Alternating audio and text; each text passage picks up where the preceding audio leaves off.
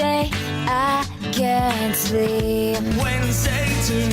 The day's Wednesday. Wednesday break my heart. Wednesday morning. Wednesday happy days. Wednesday stay in bed. Waiting for Wednesday. Hi, everybody, and welcome to NSS. This is the Reynolds Report. From our I Wish They'd Make Up Their Minds file, yesterday I told you Woodstock 50 was canceled after investors pulled the funding. Well, apparently, it's now back on. In a statement, Woodstock 50 and Woodstock co-founder Michael Lang said the following, quote, "We're committed to ensuring that the 50th anniversary of Woodstock is marked with a festival deserving of its iconic name and place in history and culture. Although our financial partner is withdrawing, we will of course be continuing with the planning of the festival and intend to bring on new partners. We would like to acknowledge the state of New York and Schuyler County for all of their hard work and support. The bottom line is there's going to be a Woodstock 50th anniversary festival, as there must be, and it's going to be a blast." I'm sure there's more to come on this story. Oprah Winfrey said that she no longer works for 60 Minutes because they were too picky with the way she said her name.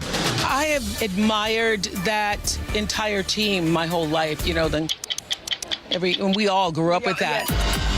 But I learned that it's not the most perfect venue for me. I'm Oprah Winfrey. There were many times where I had to say my name over and over and over. I'm used to doing one take, two takes. And so many times when I say, oh, you got to do that again, you got to do that. Why? It's too much emotion. When I walk into a room and somebody says you need to flatten out your personality, that's not usually the space for me to be in. I tried to do that. It didn't really work for me. I really need to be in a space where I can be myself. It's time for things I've learned from movies. So if you would just embrace the softer side of yourself and stop living on that hard edge, you would be in such better shape. And you may solve many, if not all, of your problems. And that's it for things I've learned from movies.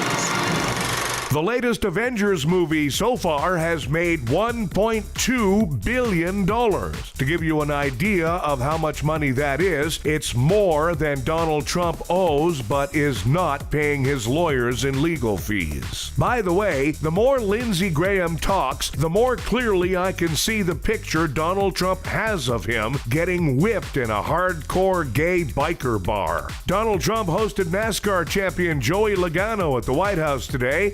I'm just guessing here, but I'm pretty sure he didn't serve Joey cold hamburgers.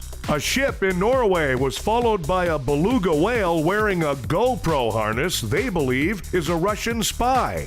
Officials think the whale is a spy because it was asking directions on how to get to Mar-a-Lago. Chase Bank is being criticized for its tweet that made fun of poor people. This controversy needs me to add my 2 cents worth, but unfortunately that's all I have left in the bank. In Santa Rosa, California, a mountain lion showed up at a Macy's department store. Well, I guess everybody loves a bargain. Japan got a new emperor today. It's nothing more awkward than the first day at a new job. You can't remember everybody's names, and you don't know your way around the building, and you certainly can't decide which of your enemies should be first to be exiled. In Russia, a man was sentenced to 2.5 years in prison for vandalizing a famous painting. Apparently now, the Mona Lisa has a neck tattoo. The University of Maryland Medical Center became the first hospital ever to receive a kidney donation by drone. Wow, I had no idea that drones even had kidneys. Time for Nobody Gives a F***.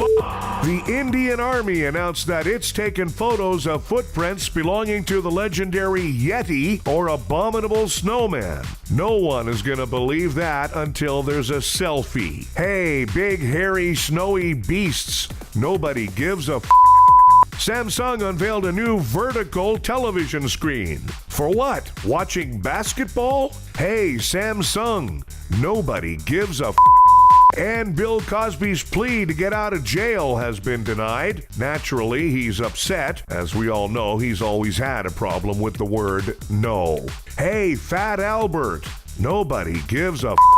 Thanks, everybody. We have a new episode of the Reynolds Report for you every weekday. Be sure to check out NSS Live, starring Frank D'Angelo, Tuesdays and Thursdays for NSS Live.